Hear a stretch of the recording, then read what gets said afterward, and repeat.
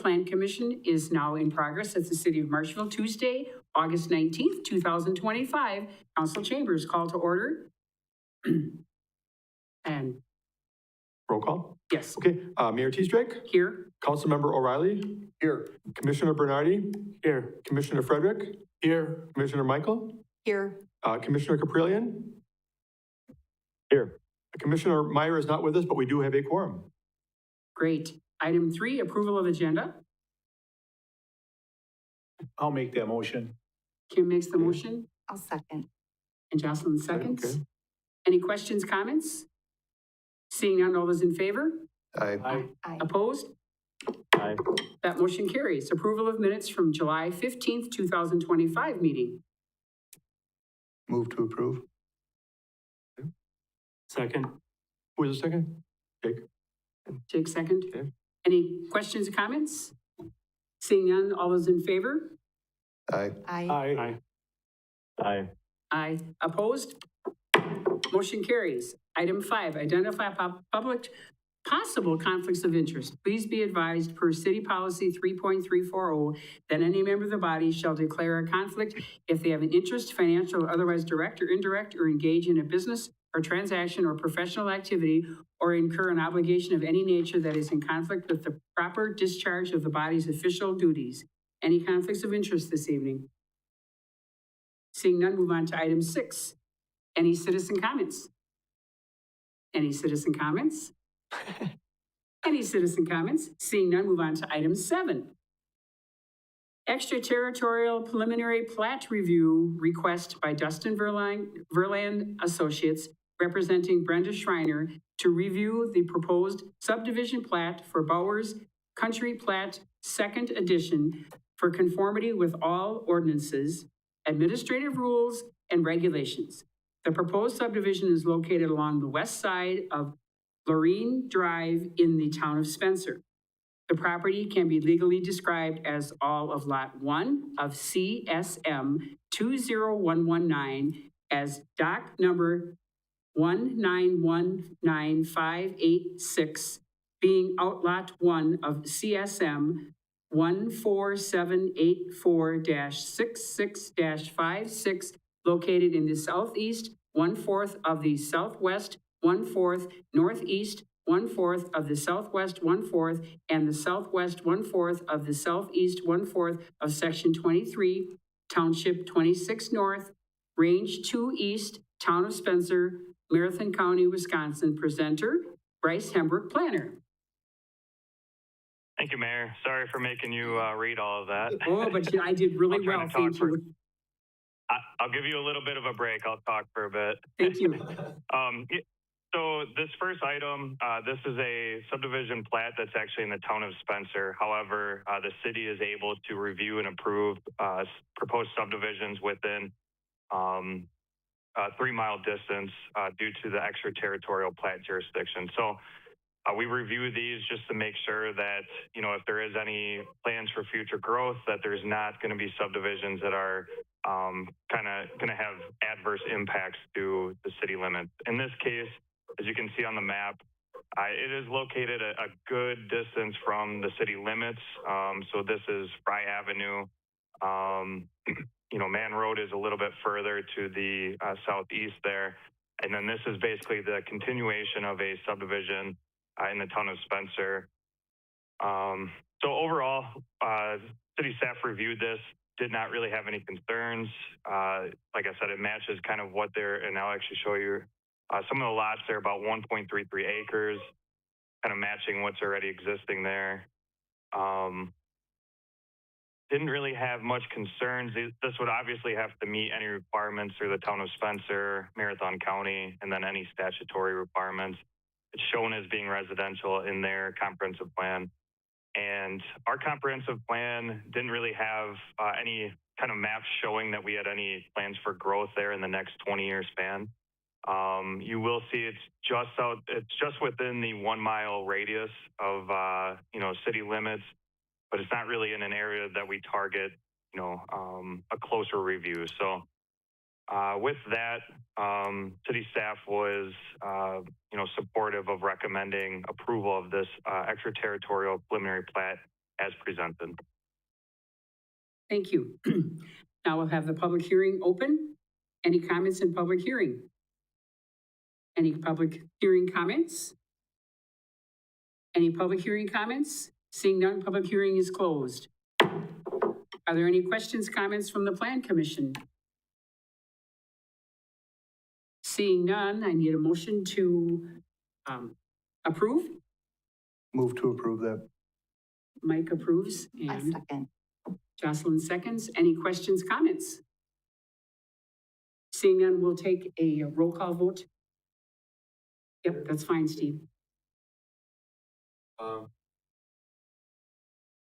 Mayor T-Shake, Yes. Commissioner, Councilmember O'Reilly, Yes. Commissioner Bernardi, Yes. Commissioner Frederick, Yes. Commissioner Michael, Yes. Commissioner Caprillion. Yes. Motion is approved. Thank you.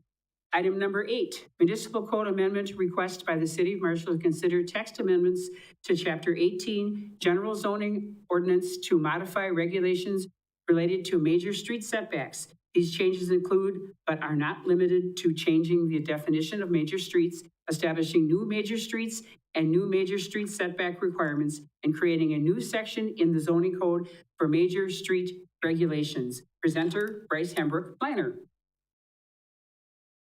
All right, thank you, Mayor. So we went into a good amount of detail at the last month's meeting. So I don't plan on going into as much detail again, but essentially, major streets are currently a minor or major arterial, as shown in the 2007 comprehensive plan, is what a major street is. And so, for example, major arterials, there's 2 of them. There's Central Ave and Veterans Parkway. So they would have to have, any property along those 2 roads would have to have a 50-foot setback. There are some adjustments that you can make depending on what the setbacks of your neighbors are. But that's what kind of started this for us to look into it back, I think 2018 was when we started to kind of discuss this internally because the 2007 comprehensive plan is obviously outdated. The city created one or updated theirs in 2017 last. So we wanted to look into, should we just say, a major street is the same, minor and major arterials in the 2017 comprehensive plan, or should we look to try to improve this? One of the reasons we wanted to look to try to improve it is because the more and more we looked at these developments, we just thought it was kind of an arbitrary number. And so talking with the engineering department, we kind of determined that we think the main reason for this requirement was to allow for, potential right-of-way expansion along, some of our busier roadways, while still, making sure that setbacks aren't going to become non-conforming. So that's kind of what we think was the main reason. I will also say, in my other communities, we don't have a major street setback, so this is the only one that I've worked with as well. So it's not something that I would say is extremely common. However, I think there is benefit to kind of planning ahead and anticipating where there might be future right-of-way expansion. And so part of the changes that we were proposing was to reclassify which streets were actually considered major streets. And so by looking at basically every road in the city, we determine certain collectors and minor arterials that are not meeting the right-of-way width standards as set forth in the subdivision code. So then we looked into, how much right-of-way they would have to acquire in order to meet those requirements, and determined that if we just had a 10-foot additional setback to the base zoning district setback, we'd be able to accomplish that by acquiring, any future right-of-way without creating a non-conforming setback. And so the proposal would be to basically any of the green or yellow, the streets that are labeled green or yellow on the map, those would have a setback of whatever the zoning district is, plus 10 additional feet. This would not include the DMU, the Downtown Mixed Use District, or the UMU, Urban Mixed Use District, which is already how we look at. We already don't require major street setbacks in those districts. So that's just kind of a high-level overview. And then in terms of what's actually changing, we're changing the definition or proposing to change the definition. We would be changing all of the zoning district bulk density tables. I only included one just as an example, so we didn't have to go through a whole, 20 more pages. But just to kind of give you a good look at what would be changing here. And then I'm proposing to add a new section in the zoning code for the major street setback. Originally, there was language on what a major street setback is, actually on this last slide, but it was included in a section of the code that is not very intuitive in terms of you wouldn't naturally think to look there. It was shown in the adjustment, which is where you can kind of grant exceptions, but it didn't really define much more on major streets. So after talking with some other staff, we thought it would be best to just create its own section, create a purpose, and to identify that the main purpose would be to make sure that if there's any future right-of-way expansion along these roads, that they can still meet setbacks in the future. One of the things that I did include based on our discussion at the last meeting was the last provision, subsection E. The zoning administrator may determine that a property is exempt from the major street setback requirement if the public right-of-way adjacent to the property meets or exceeds the minimum right-of-way standards specified in the subdivision code. So one of the things that was asked was, if you have a property and it may be shown on the map, however, your side of the property is already meeting that minimum requirement, the zoning administrator can waive this requirement to make sure that you don't have to, add the 10-foot. After kind of talking through the best way to approach it, we thought it would be easier to do it this way, where we'd have to go in and actually, prove the zoning administrator would have to go in and kind of verify that that is being met, and then we can document that in their property record. So we're hoping that would potentially, not limit anyone with limited setbacks if they're already kind of meeting those requirements. So that is kind of a high-level review. If there's any questions, I can certainly help answer. But with that, my recommendation would be to recommend approving the municipal code amendment as presented. And now we'll open the public hearing. Any comments in public hearing? Any comments in public hearing? For the third time, any comments in public hearing? Seeing none, public hearing is closed. Are there any questions from the Plan Commission? Seeing no questions. Jake? I have a question. Yes, sir. In here, I read that in some cases, setback requirement and land is dedicated to the public right away. Then the structure becomes a legally non-conforming property. If this is passed, is there any properties that this would directly impact that you can think of?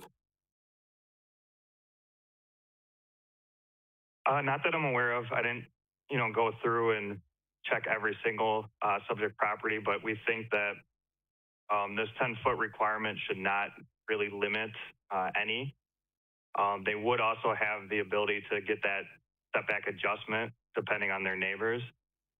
So a lot of times I think most of the existing structures, there should not be an issue. It's more for new developments.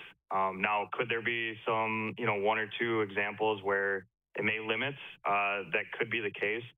One of the other things that I was going to talk, maybe introduced to the Plan Commission at some point in the next few months was to look at the non-conforming section of the code in order to get some language in there that basically says that if the city does acquire right away, if the city causes a non-conformity due to setbacks, that there should be a way for owners to be, to get certified as a legal conforming because it wasn't up to them instead of making them go through a variance in the future.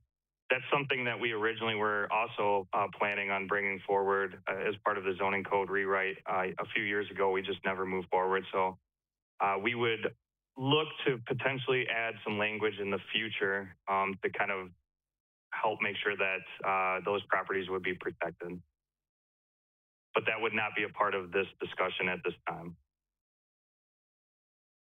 Okay, I just wanted to make sure that by voting yes on this, we weren't going to bulldoze a couple of houses or something. Correct, So- yes. Thank you, Jake. Thank Yeah, you very and- much. Yeah, and just in terms of the right of way, I want to clarify because at the last month's meeting, it was kind of brought up. This isn't saying that the city is just going out and trying to acquire right of way left and right. When we do dedicate right of way, it's when there's a certified survey map or a subdivision plat where, you know, we notice that it's not meeting the requirement, and so we have them dedicate through that process. So it's not, we get about 1 or 2 of those dedications each year, so it's not very common. It's not something that the city's proactively doing, but it is just saying that in the future, if we do need to acquire right away, we want to make sure that we're not creating that nonconformity. Any other questions, comments? Hey, Bryce, are we putting anyone at risk by not qualifying this until the other revisions are made? I mean, could we potentially run into a scenario where we don't like the outcome, but we've kind of shot ourselves in the foot? Is there a way to address that just in case that would happen? Yeah, I mean, that's certainly if the Plan Commission would like to wait until, you know, that other potential code amendment, you could try to tie those in together and certainly table this as an option. I do like to always say that whenever you're dealing with zoning code amendments, there are some times where it makes sense for 95% of the properties, but there's, you know, a couple situations that you just don't really account for. And that's just unfortunately what happens a lot of times when it comes to these.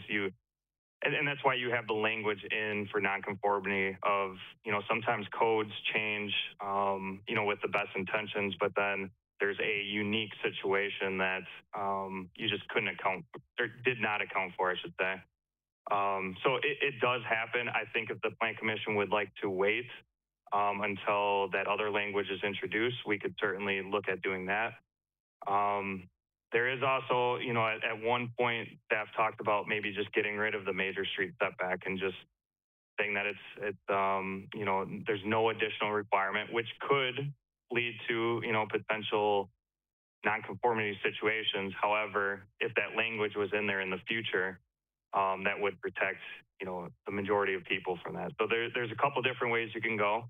But yeah, like I said, if the Plan Commission is more comfortable with waiting, that would be perfectly fine too. But I also do think that if the Plan Commission would like to discuss that other amendment within the next few months, like I said, there's very few right-of-way dedications that come before, and those right-of-way dedications come before the Plan Commission and the Common Council. So you guys would see those in the future as well. So I think timing-wise, you would be okay if we waited. However, like I said, if you're more comfortable waiting, then that is completely a fine option as well. Yeah, I know the odds are really stacked against it. I guess I'm curious if there's any urgency for any reason that we would have to do it now, or just eliminate the potential for a problem to pop up between now and then. I think it would be best to just handle them both at once, but unless there is urgency, I mean, we can work with that too. And to answer your question, there is no urgency. I know that, you know, when things were a little bit more slow in February and March, you know, City Administrator Barg and I kind of talked about some changes that we wanted to see in the code. And so that's what kind of led to this discussion. So it's more just trying to kind of get through things that we wanted to do years ago, but we wouldn't have to, there's no pressing issue for that. Steve, do you have input on that. I just want to make sure we're, No, I really can see this either way, Mike. I mean, I agree with what Bryce is saying. The likelihood of something coming up in the next 2 or 3 months that would be problematic is very low. But at the same token, I mean, running them together later on is a good alternative as well. thank you. Yes. Kim? Yeah, I'd be more comfortable just waiting, as Commissioner O'Reilly was saying, just making sure that, all of a sudden, Correct. here we are. Okay, so then do we have to amend it or just vote? You don't even have a motion right now, do you? No, we do not. No, Nope. you could just, consensus, if the consensus is truly that you would like to wait, and I'm seeing heads nod. John, do you want to weigh in at all? I'm fine either direction on it. Okay. So we can just wait. If the consensus is to wait, we can package these together later on into one package, for lack of a better word. Okay. Thank you. Yes, thank you. Then we'll go on to number 9. Alternative sign permit request by Karen Mueller for a proposed mural located at 111 East 4th Street, parcel 33-00981, presenter Bryce Hembrook, planner.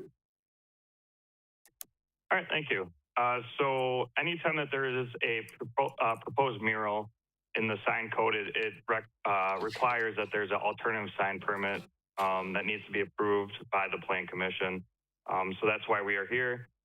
It would be on the north side of the building by the city-owned parking lot near the Mueller building. And then the proposed mural would be as shown here on the screen. And when it comes to these types of requests, I don't really provide a lot of detail just because, the murals are subjective and they're just proposing this. One of the things that I will say is that I believe it was the design, downtown master plan, it did talk about kind of activating the alleyways and the rear facades of buildings to try to clean them up and try to just kind of make them a little bit more lively. And so that is one thing I just wanted to kind of point to is there was that recommendation to kind of add a little bit of life to some of these, back of the building, essentially. So I'm not sure if the applicant is, if Karen is there in attendance, No, but if she's so, not, she Bryce. could also add a couple words. Okay.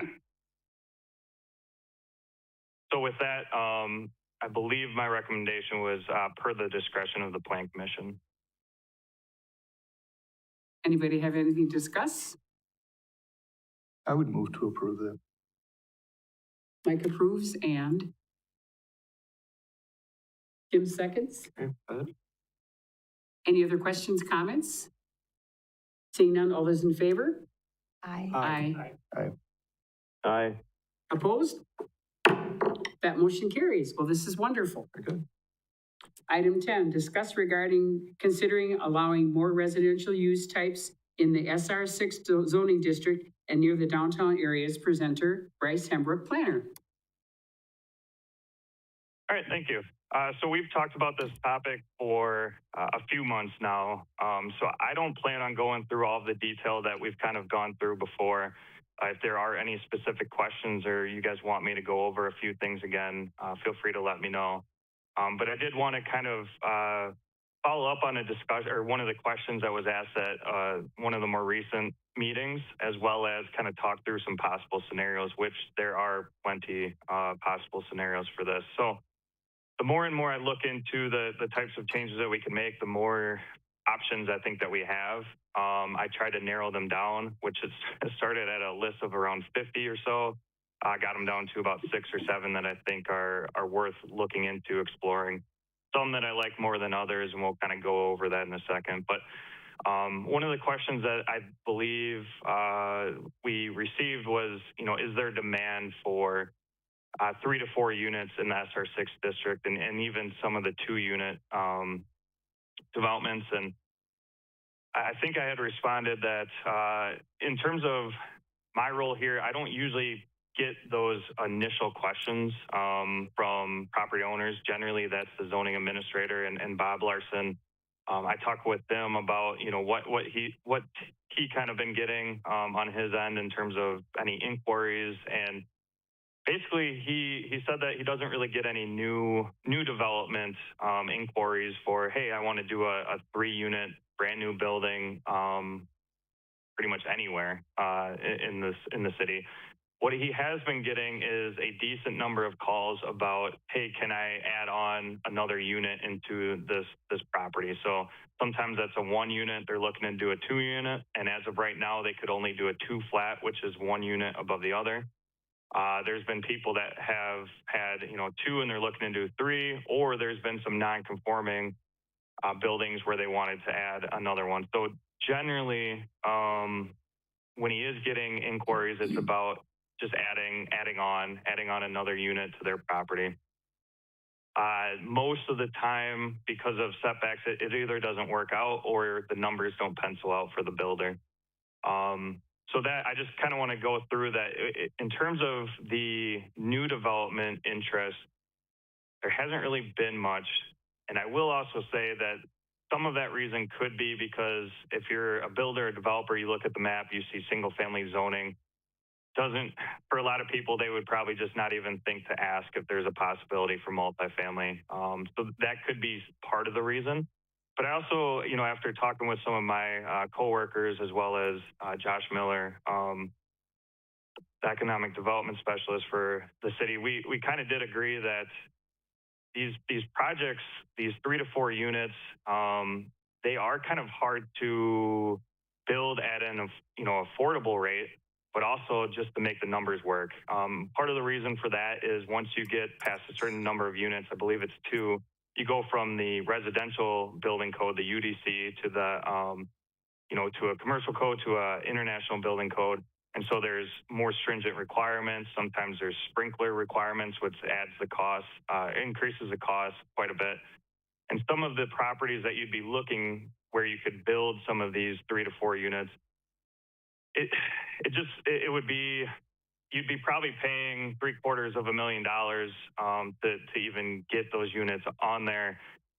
And some of I just don't know if it would pencil out as well as we would hope. And so I think in some communities, what you're seeing is departments are being proactive on trying to come up with other ways to try to incentivize that type of development. One of the ways is to have city-owned lots that are infill, and the city basically sets up the lot to ensure that they can build 2 units, 3 units, sell it for, some cities sell it for $1, some sell it for very cheap, with the contingency that it needs to be for whether it's affordable, whether it's at a certain market rate. There's different ways that cities can be creative. Another way is that they create infill development guidebooks and basically have pre-approved floor plans, pre-approved, residential designs for if your lot is this size, you can, build, here's the buildable area. You can build this. We already approved it. We can even waive requirements, stuff of that nature. So there are some departments that are being a little bit more proactive to kind of take out the guesswork of whether things would be approved or to make sure that, maybe to keep the land acquisition costs lower.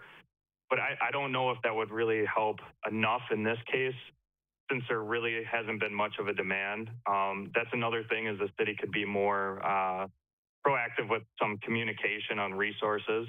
But it's just difficult with a number of different things, staffing, availability, et cetera. So just kind of want to go over that to kind of just show that, ideally, we would like to see more demand for this, and we just haven't seen it as much. But with that in mind, I just kind of want to go over some of the possible scenarios. So the first scenario would be basically no changes. So the single family SR6 district would stay so that the only residential would be single family residential and 2 flats. And once again, 2 flats are 1 unit on top of the other. The second scenario would be to consider allowing duplexes, twin homes, and townhouses up to 4 units in the SR6 by right and keep the SR6 district boundaries. So, originally, this was kind of the original discussion was, we already allow 2 flats, which is a 2-family residential use. Should we consider allowing duplexes, twin homes, and townhouses? Duplexes and twin homes are essentially 2-family units. Townhouses, I've always considered that to be single-family attached. I think if it's on its own unit, it should be considered single-family attached. That's why I suggested it should be in SR6. However, one option would be you could always remove the townhouses as well. Some people see that as multifamily, 3 to 4 units. It really just depends on how you'd like to look at that. So if you wanted to go down that route, I would, suggest making a minor name change to single and 2-family residential district just to avoid confusion. So it was kind of the initial thought process. And then as we kind of discussed, we threw in the idea of 3 to 4 units. And it seemed like the Plan Commission was generally open to the idea. And so if we were to move on to the third scenario, that would be to allow those same uses in the SR6 by right, but then also consider allowing apartments and multiplexes up to 4 units by conditional use. And then this is where I brought up at the last meeting, with recent changes to the SR4 zoning district requirements, there could be an opportunity to rezone some of the SR6 properties that are probably best suited to remain single family to SR4. Or the option is you could just keep SR6 as it is. But I'll just see if I can show my map here.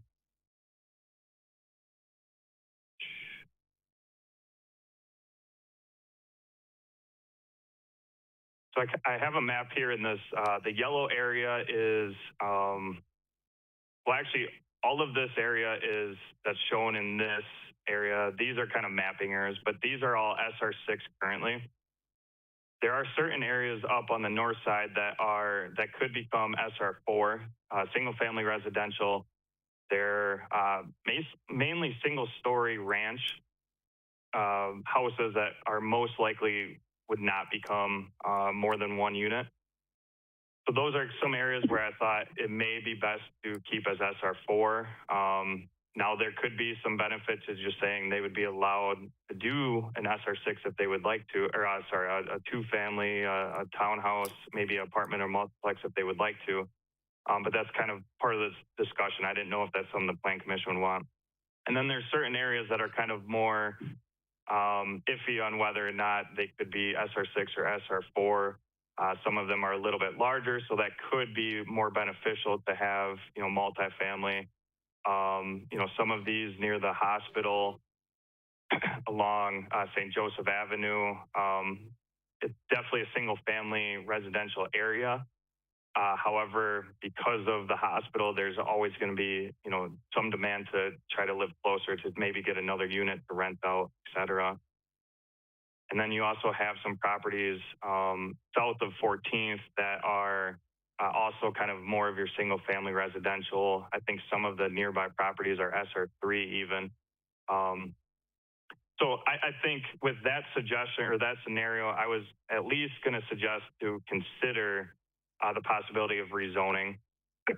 However, a lot of times when you do a mass rezoning, it does get kind of complicated. You have to notify all of the property owners that their zoning district is changing, and that leads to a lot of questions and public hearings. And so it does it adds more complication to the process. But then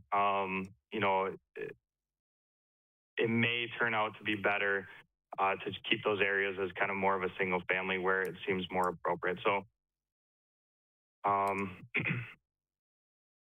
The next option or scenario is to, once again, allow duplex, twin homes, townhomes up to 4 units in the SR6 district by right, and keep the SR6 district boundaries.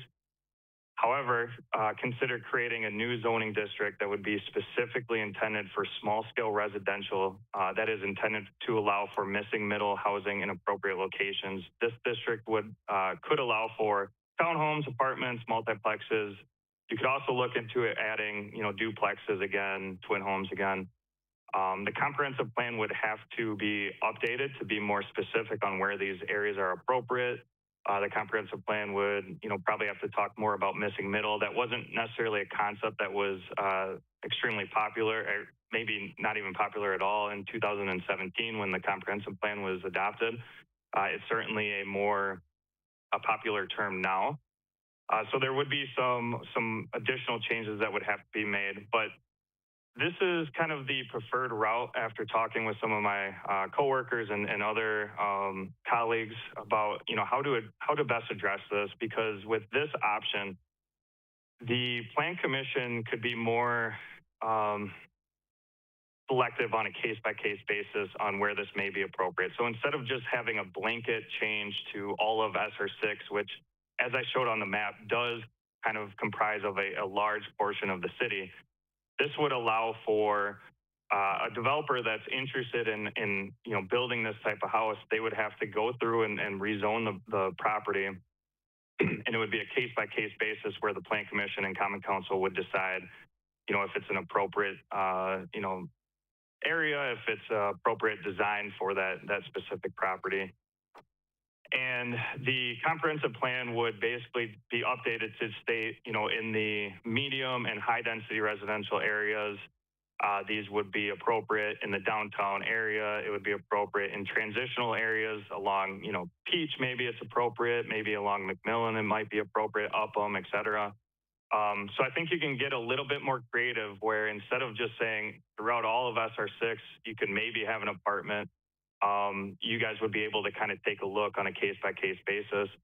And also, like I said, since the the demand seems to be relatively low at the moment, I think what you would get is for people that are very interested in the idea, they would have to kind of go through the correct steps to kind of, show what they're proposing. And when it comes to Marshfield's process to rezone, it's not too time consuming. You're talking about 2 months.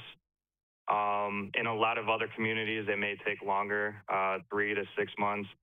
So I don't see it as being a big issue to have to rezone. But I think it would allow for a little bit more review on the actual effects on the neighborhood and whether or not it fits.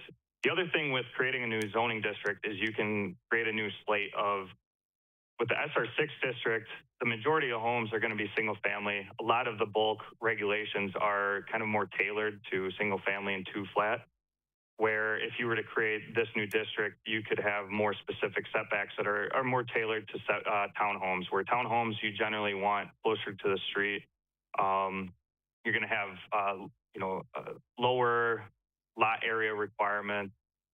You could also look at having design guidelines to basically show, no more than, 2 doors along the front facade, or you could get creative on just making sure that the homes that are built, the 4 units, that they appear kind of like the pictures that I showed at the last month's meeting, and not, the cookie cutter apartments that you might see in some of the outskirts of town. So that's just one option. Like I said, with these scenarios, you could go 100 different ways, but that was just one that I think started to make sense to me. And plus, you could kind of craft that new district and take some time on it, but then kind of move forward with the duplex twin homes and townhouses if that's what the Plan Commission would like to do.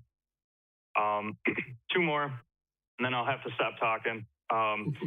Encourage developers to rezone to neighborhood mixed use for multifamily projects. So similar to that other example of creating a brand new zoning district, there already is a zoning district, the neighborhood mixed use, which could allow for multifamily projects.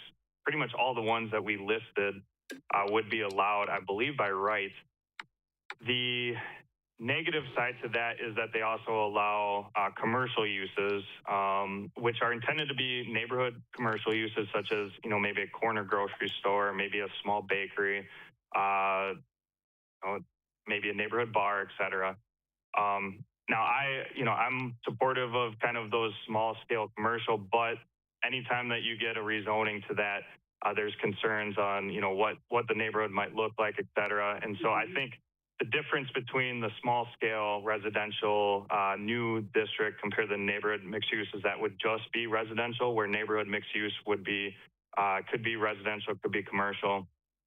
So it would just open up the possibility of commercial uses. That's something the Plan Commission would be open to. That's, you know, worth looking into. I just think that that might draw a little bit more contention from, you know, maybe future neighbors and whatnot. The last scenario was to consider allowing ADUs, accessory dwelling units, in the SR6 district and potentially other districts. So we currently have, we currently allow accessory dwelling units. However, we allow them in districts where they're just, quite frankly, not going to get built. So we allow them in the TR6, the two-family residential, the MR12 and MR24, the multifamily residential, two mixed-use districts, and then the mobile home zoning district. Most of the ADU, but we do require that they have to be on a single family residential property. And so most of those districts don't have single family property. So it's kind of a restrictive use in terms of where you can build that. So the thought process here is you could consider allowing an ADU in the SR6 district, or even, you know, SR4, maybe SR3. And you would still have the same standards. So I believe it's 75%. The building area cannot exceed 75% of the principal structure, or 700 square feet. So you would limit, you know, how large the structure could be. It can be attached to the existing building, or it could be a detached. Sometimes you'll see someone might have some attic space in the garage that they might want to, you know, change to allow for, whether it's their, you know, child that wants to move in, a grandmother, whoever it is, or even rent it out. There are some opportunities with that. And the reason why I think this one is, you know, a potential scenario is, like I mentioned, a lot of people were wondering how to get one more unit onto their property and to, you know, rehab their house to maybe get, you know, one additional unit. This could maybe solve that problem. This is also a topic that has been discussed a lot with in the planning field, as well as AARP is a big supporter of this, with trying to encourage for more housing options for people to, you know, stay close to family, to build, you know, maybe additional income source. You know, maybe they live in the new dwelling units, or they live in the principal structure. There's different ways that you can do it, but that's maybe another consideration. And I think that that could be a consideration in the future, regardless of what's, you know, kind of decided for this SR6 district. But I've been talking a lot. I'm sure there's probably some questions, concerns. I can try to help answer any of those. I guess what I'm looking for is if there is a certain direction that you would like to move, you know, I could either prepare text amendment in the future, or more information specifically on, you know, a certain scenario. So just kind of looking for some general feedback on there. And as I mentioned, there could also be some alternative scenarios. So if there's anything else that you'd want me to look at, feel free to let me know. Okay, I'd like to start by asking you, how many townhomes do we actually have existing in Marshfield now? I know that Denyon Homes has a strip in the back of the property where they're building. And I would like to also know how many of those homes are already sold. Is this something that, like you said, is this something that Marshfield is maybe looking for something different in Marshfield that might bring more people here because of the townhome idea? That would be my question. Yeah. So the number, I'm not sure offhand. I know that Denyon had 16 proposed. Mm-hmm. There's also, I think, 4 at Prairie Run. There's some scattered throughout. There's some by the high school, and then some off of Veterans Parkway. So if I had to guess a number, you're probably looking between 40 and 50 units. I think our housing study should have some data from back, you know, before Denyon. Sure. It's something that we did recommend in our housing study to really encourage all types of housing, and townhomes were definitely one of them. One of the factors for that is you have a lot of people that are, you know, interested in being homeowners, but they might be here for a short amount of time, or they may be, you know, they might have young families and don't necessarily want to mow and shovel all the time, but they want to have their own, you know, maybe a condo townhouse. Or you have some senior citizens that maybe wanted to kind of downsize, and that's an opportunity. So we've always pushed townhomes, but once again, we've kind of seen that once you get to a certain size, there might be some additional building code requirements that might limit that type of development.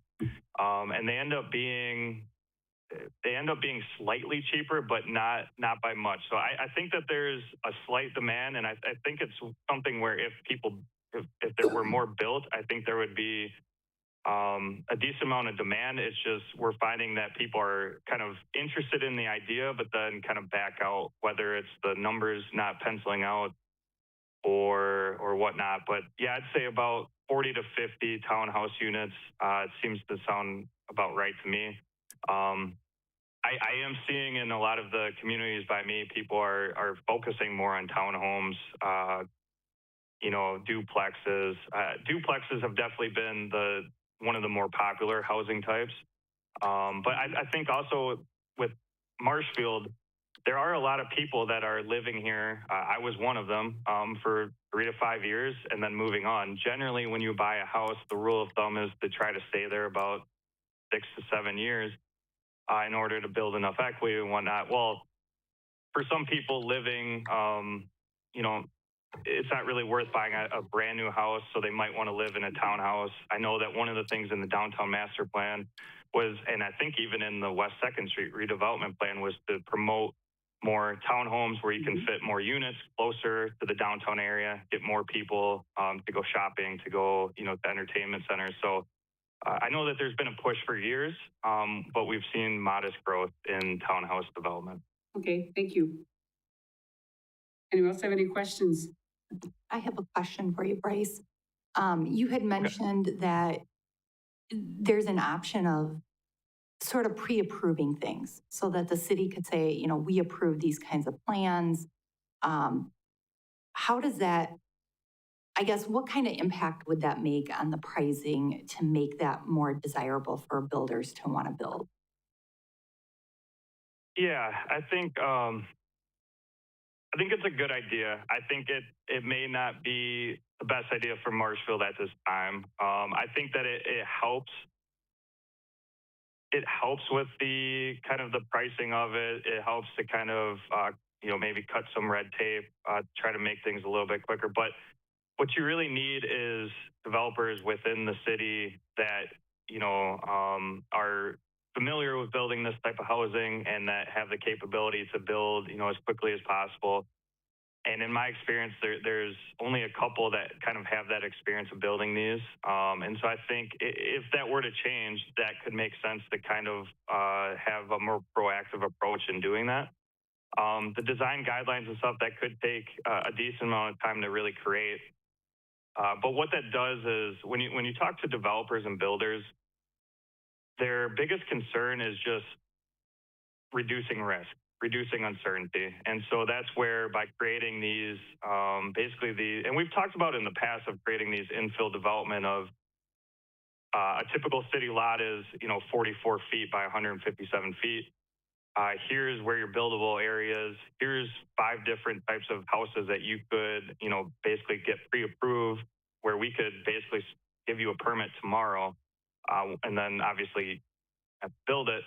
But it kind of helps to get things moving. Now, would I say that would change it to where, there'd be builders coming left and right to build in Marshfield? I wouldn't necessarily say that, but I think it would be helpful, yes.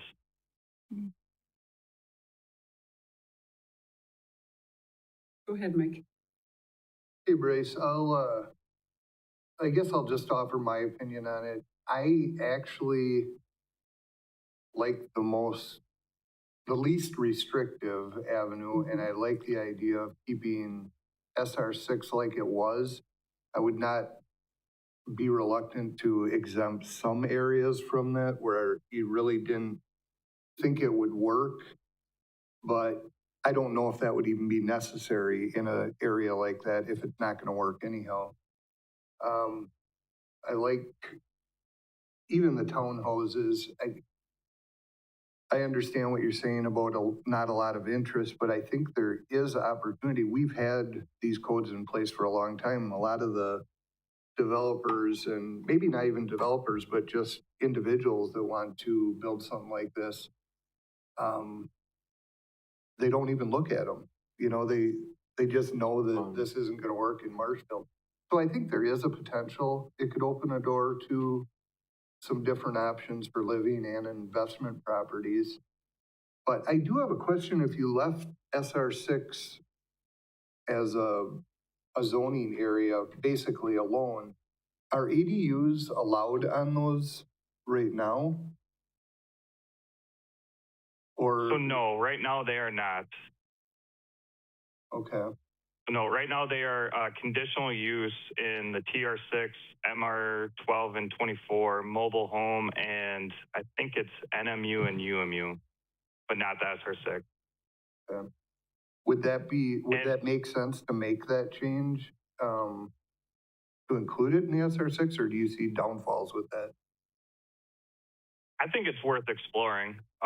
Years ago, when we were kind of looking at different zoning code changes that we were going to look at, we were considering allowing these, you know, in single family districts, and the SR6 district to me would make the most sense to start, and maybe even the SR4. They can sometimes be controversial, you know, when you know, the public may hear about it and kind of have some, you know, misconceptions, but generally what we see is there are also a lot of people that, you know, like the idea of considering, you know, to allow that. And I think what people find out too is that ADUs, there are some challenges. They're not as cheap as you would probably think. I mean, you're still spending a good amount of money to construct these. Now, if you do it as part of an addition to the existing house, it's probably a little bit cheaper. We did also have a meeting with the housing committee where there was someone from, you know, Forward Financial that said that they're also hard to get loans for. So there's definitely some challenges, but I think that there would be a lot of value in allowing ADUs in the SR6. Right now, where I said that they're allowed as a conditional use. Now that's another, you know, conversation, whether they'd be permitted by right if they meet all the requirements, or if they would be conditional use. There's about 10 regulations that are kind of specific for what's allowed for an ADU. So it's not like you can just put anything, you know, you can't convert your garden shed into a house. It would still have to meet, you know, building code requirements. You'd still have to meet all the requirements of the zoning code. So it's not necessarily like you can just put anything up in the back, but it would allow for people that want to, you know, maybe add another unit, maybe add some income. SR6 makes sense to me. It is the most dense single family district. We do want to promote people being closer to the downtown or the commercial areas. And that is one way that you can address that. So I think it's definitely worth exploring. Yeah, that's kind of what my thoughts were on it too. I guess I caution everybody on restricting districts because we don't think that there's a need or desire for it. But with the cost of housing right now and in these high density districts, any amount of money that we can save a developer or a homeowner building these higher density type locations is actually accomplishing the low income housing or affordable housing that is almost out of reach every other way you look at it. So that's the part that I support a lot about it. There's a need for it, and I don't see any other real avenues to get there in today's market. So just my point of view, I guess. Jake? So the ADU would, like these tiny houses that you see for sale, would that, you know, provided they would meet, you know, the building codes, but is that kind of what you're talking about for an ADU? Yes. Yeah. So an ADU, the example I like to think of is, like I said, there's a principal structure, a normal single family house, and then in the back there might be a garage that someone converted into a living space for their grandparents or their parents, where they can have a separate area. You know, that's kind of seen as a traditional.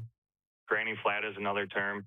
You also see some where there's an addition to the house, and they have a separate entrance. My family actually lived in one for a while.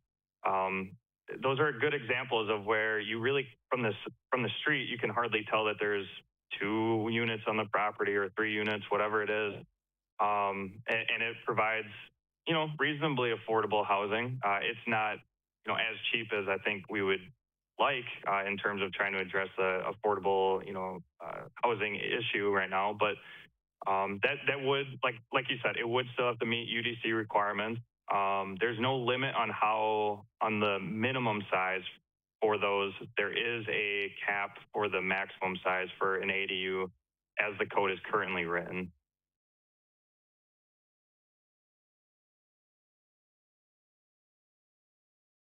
Bryce, I have a question about duplexes because I believe last time you said that only 2 flats are allowed. I'm assuming that there's a lot more interest and desire for duplexes. So, and then I guess, how do I want to ask this? I have 2 thoughts going on here. It doesn't matter if we change the zoning and people don't want to use it at this point. What's the downside to that?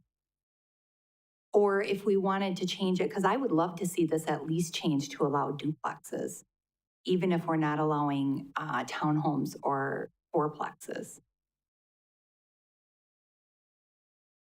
Yeah, and so I will say duplexes have been the most popular style. And I also included the twin homes kind of in that discussion too. So a twin home is basically the same thing from a duplex, except for the lot line runs through the middle. Basically, they have a shared lot line.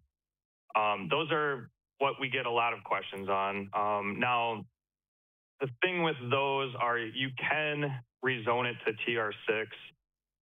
Generally, if SR6 is allowed, TR6 is more than likely allowed there as well, based on recommendations from the comprehensive plan.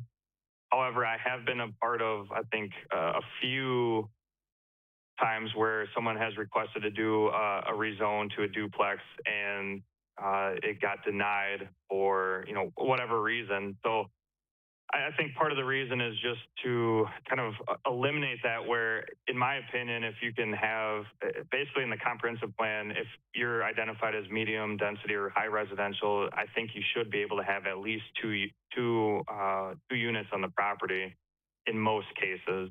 So I think opening it up to those uses, to me, makes sense. I think the only downside of just the idea of even allowing like the multifamily is I think people just get worried that their house, a lot of people, their house is one of their main investments. And anytime that you hear that there's going to be change, next door, I think there's naturally some concerns on who's moving in, and there's going to be 4 units and there's going to be a lot of parking and noise. And so that's where some of the thoughts of like, well, should we reconsider where multifamily would be allowed? Should it be the entire SR6 district, or, should we be a little bit more site specific? And so that's kind of where that conversation has gone for that. But in terms of the 2-family, I think it would make sense to allow, and we've talked in the past about considering changing, instead of having 2 flat, twin home and duplex, which are all 2-unit residential types, instead of having 3 different uses, we have discussed just having 2-unit dwelling and just calling it a day. If one's allowed, then the other's allowed. And so we've even thought about that. That even could be an option, is to relook at how we do our housing types. But yeah, so my suggestion is I would be comfortable with especially duplex and twin homes in the SR6 district for sure. I would also agree with the townhomes. I'm fine with the apartments and multiplexes. That's where I wasn't sure how the Plan Commission kind of felt about all of that. I would just say, hopefully that answered your question. I don't know if it did. Like, I'm for maximum amounts of freedom. So it gives people the freedom, if they could make it work, to use the land. But if it wasn't financially viable, they might not want to use the the freedom that they have Mhm. to do it, but it's possible for people. Mhm. Yeah. Most agree. Yes. Any other questions, comments? Might just want to jump in and see if, John, if you're able to jump in, if you have any additional comments. Yeah, as I think about this, I want to be less restrictive and allow the possibility because economics change too, where some things might not be financially viable today, but could be in the future. Generally, I think I'm in favor of what Bryce outlined as the staff's preferred route. Seems like a good way to go.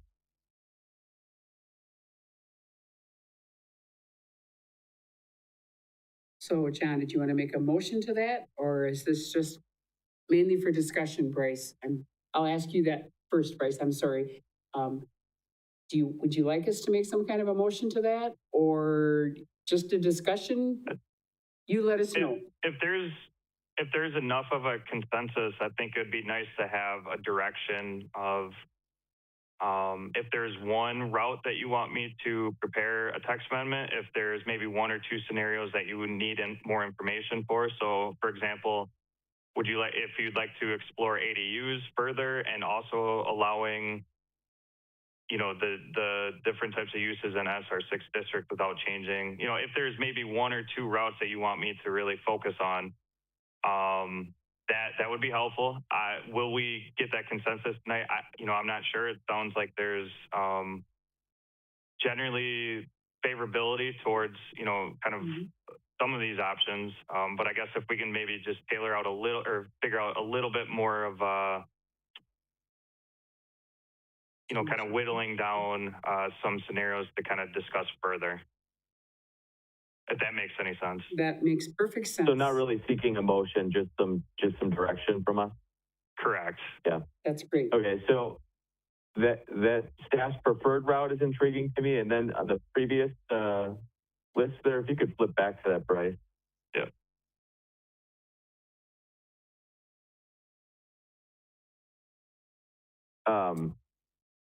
That second bullet there, allow duplexes, twin homes, and townhouses up to 4 units to answer 6 by right. And I would leave townhouses in there. We could change the name of the district, that'd be fine too.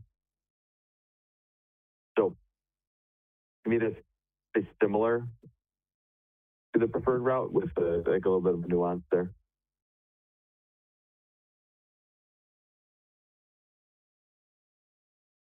And I don't know how the rest of the commission feels about what I just said.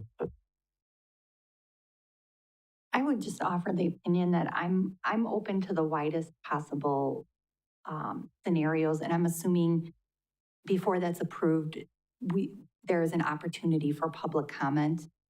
Because I think if people, I would love to hear it if people are adamantly against it or really looking forward to that, Right.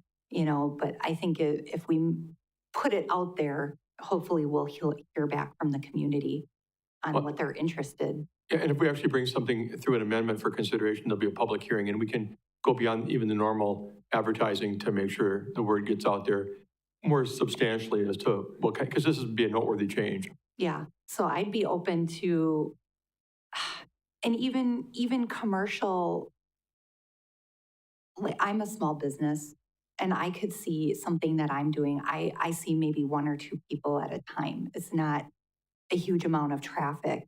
I would love to see some spaces open up because it's really hard for me to find commercial spaces in the city that are small enough for my needs, but yet big enough. We either got really big or not subdivided or just a lot of issues. So, and possibly having the conditional use aspect for, like you said, things that seem like they wouldn't fit. And I don't know which committee. So that's a question that I have. Who would we speak to on how expensive or time consuming would it be for the city to approve, as we discussed, like 5 plans? because I like that idea to streamline things for people. If I wanted to build a property, I don't want to wait 2 months or 3 months for something to get approved. And if I already know, yeah, okay, this is good, we're all good with that, here you go. I think I would love to see that get streamlined and make it as easy as possible for people to be excited about this and want to take action on it. Any other comments or suggestions, or maybe a possible yes, a way that Bryce could move forward? Does this kind of give you an idea, Bryce? I think so. In terms of, some of the things that were mentioned, I kind of created some redline versions of those already. Mm-hmm. So I should be able to provide a few of those, where I'm not taking a lot of time to really work on multiple different routes. I think I can kind of show you, here's maybe one option, here's another. The staff preferred route of the missing middle, I think I could probably create something where I could kind of show that. So yeah, I think that's good. And I think regardless of how this discussion plays out, I think we should also consider discussing ADUs, accessory dwelling units, just generally in the future as well, based on what I've heard and based on the housing committee was kind of wondering about that too. I think it's worth discussing whether it's part of this or as a standalone item. But I think that this definitely helps. Like I said, there's tons of scenarios, and so just kind of talking through and getting your guys' opinions helps me to kind of get a better idea as to what you're looking at, and we can try to give you maybe a little, hopefully more direction next time of kind of, all right, let's go this route instead of coming back each month. But without going through this, I don't think we would have got to where we're at right now, and I think we're in a pretty good spot. Correct. Any other suggestions or ideas? Go ahead, Jake. I would just like to say that I agree with Jocelyn and Mike's idea. Maximum freedom to do, streamline and even, the commercial aspect as far as some small mom and pop, even haircutting thing or, anything like that would be great to see in Marshfield. And if I could just speak real quick, so the commercial aspect of it, like I mentioned, there is a zoning district like that where that could allow for some right now. So if we were to get interest, I think what has kind of made people hesitant about it is just the fact that it would have to get rezoned, their neighbors would be notified, and they just weren't sure if they could go ahead and build it. So just wanted to kind of point that out since we have a couple, semi-new Plan Commission members, and the neighborhood mixed use, there's probably less than 10 properties within the whole city. So it's not something that's very common, but just wanted to kind of note that it is a possibility. Maybe that's an option where, we could look into try to promote that people are aware that this is maybe an option. So just kind of want to note that as well. Yeah, I would just say, if we are going to rezone it, I don't know, is that a possibility to rezone it for neighborhood mixed use? Because I think that's part of the idea of wanting people to participate in the downtown. You also want to have businesses that people want to visit and come to the downtown. And so sometimes you're not necessarily on Central Avenue, but you're a few blocks away. Those things can still be desirable for people. I mean, I don't know. I don't know if I'm phrasing that properly, because that's part of what we're discussing, right? How can we change this and possibly renaming the zoning? And like I said, this would go out and it would allow for public comment, so people could say how they feel about it. Mm-hmm. And that's one option, is to go that route. You could just say anything in a certain area would be rezoned to NMU. I think the way that NMU was kind of structured was to be more site-specific, kind of like how I mentioned with the small-scale option, where they wanted more detailed review by the Plan Commission Common Council. What we've come up with in the past is that there's a question of spot zoning that comes up whenever you have the NMU kind of discussed, because on the comprehensive plan, a lot of the areas that you would maybe have NMU would be shown as medium residential or high density residential or maybe a transitional residential.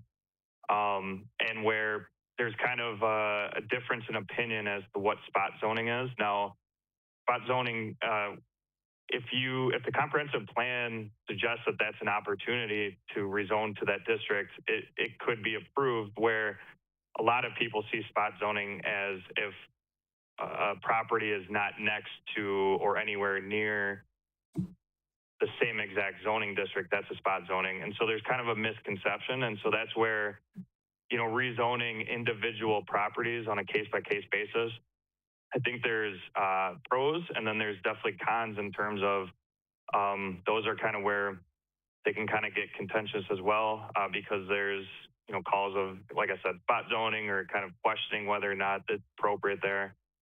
So there's pros and cons with that approach, like anything really.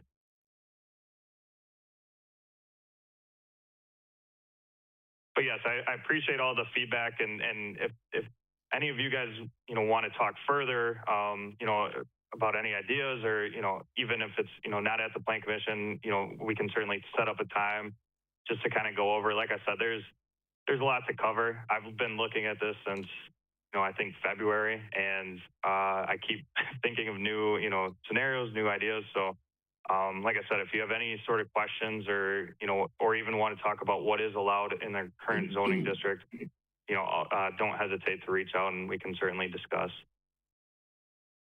And I'll just repeat, there probably will be with an issue of this type a time we want to get public input in a more meaningful way. It's going to be a little bit trickier because, the average person hears this conversation and doesn't know, do I live in SR6 or SR4 or what? I mean, this is not how people certainly think of their lives. But this could be a time when we can frame it in a way that they understand what's being discussed, right, and it impacts their community's development. We may either in person or via email, phone, those kind of things, get some feedback on the things we're talking about tonight. And if I could just piggyback off of that comment, I would agree that I think a lot of these different approaches, you'd probably have to have some sort of educational component along with, any of these changes. So if it is going to impact certain districts, you'd probably want to consider having the communication department, whether it's putting stuff on the website of informational guides or videos, or even interviewing, whether it's Plan Commission members, myself, Steve. I think that depending on the route that you guys go, you'd probably want to have some sort of educational component, because like Steve had mentioned, people don't, I could not tell you what my house is zoned. I couldn't tell you any information at all about the municipal codes that apply to my house. So if I don't even know, I would imagine most people are not aware either. So I think that's where you'd really want to kind of have, you'd probably want to take some time to really explain to people how this could impact their property or what they could do with their property. Yep, most agreed. So you have enough information to go off of this, Bryce? Yes? Yep. Perfect. Yeah, and I'll circle back with Steve just to kind of make sure we're both on the same path of kind of what we're looking at. But I think that should be good enough, or good to move forward. Yes, thank you. Thank you for all the information too. That's fabulous. That's what we want to see, is Marshfield moving forward and people having more options, which is what's really good. That's what I hear as mayor, people calling me and asking me for more things, different ideas of what we can do in town. And I think that's wonderful. So thank you very much. Next up, number 11, any staff updates? Yeah, just thank you, Mayor. A couple of quick things. First of all, council is scheduled to have 2 strategic planning meetings on Saturdays in September, one on the 6th and one on the 20th. It'll be from 9 o'clock to roughly 3 o'clock at the 2nd Street Community Center. The public is invited. It may not be gripping for a lot of people, but it's an important conversation they're going to have.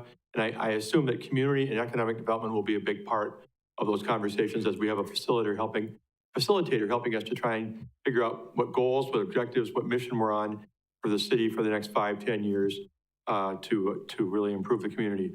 The other thing I want to note, it's a fairly exciting announcement because it's been a long time waiting, but we have hired now a planner, and his name is James Levin, and he is an individual with good experience. He doesn't have a public sector experience. He's more of a private sector individual who's interfaced with public sector by being part of an organization that's gone to public meetings on behalf of the applicants and those kind of things.